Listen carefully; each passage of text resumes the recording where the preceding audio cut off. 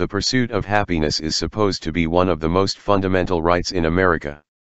When it comes down to it, freedom is about being able to live your life the way you see fit, as long as it doesn't hurt someone else. Frustratingly, what used to be seen as an integral part of the United States is becoming increasingly rare. That's what a Florida couple named Lynn Tran and Richard Hazen recently found out after they built a unique treehouse on their own property in Holmes Beach, on the Gulf of Mexico.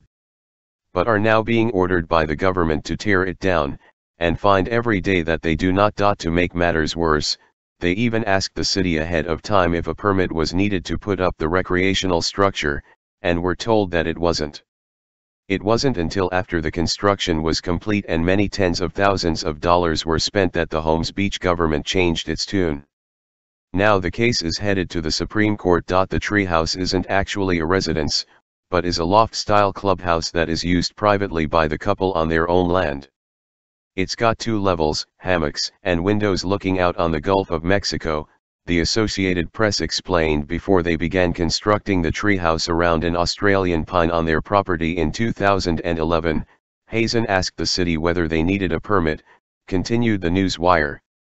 The answer, no. The couple worked over 6 months to build the grown-up treehouse. Then, after the construction was finished and the money was spent, the city government suddenly reversed its claim. He city got an anonymous complaint about the treehouse, reported the AP. After an investigation, the city found the couple did actually need to go through the permitting process. And it turns out the treehouse was in an area where building is prohibited because of a city setback.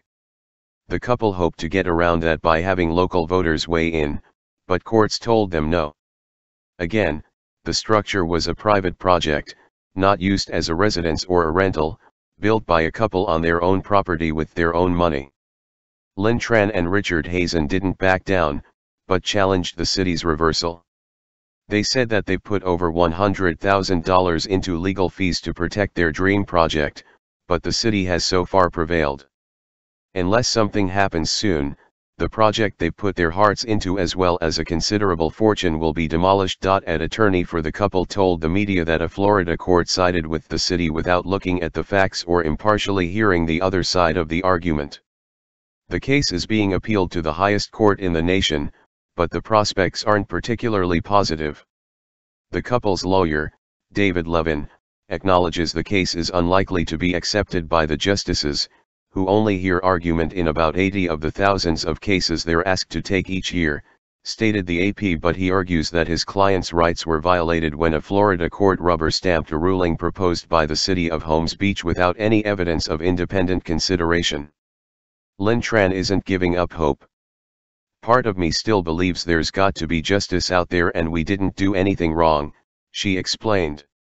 It used to be common to hear people respond, "It's a free country," when others criticized their plans or dreams. More and more, it seems like nobody believes it anymore.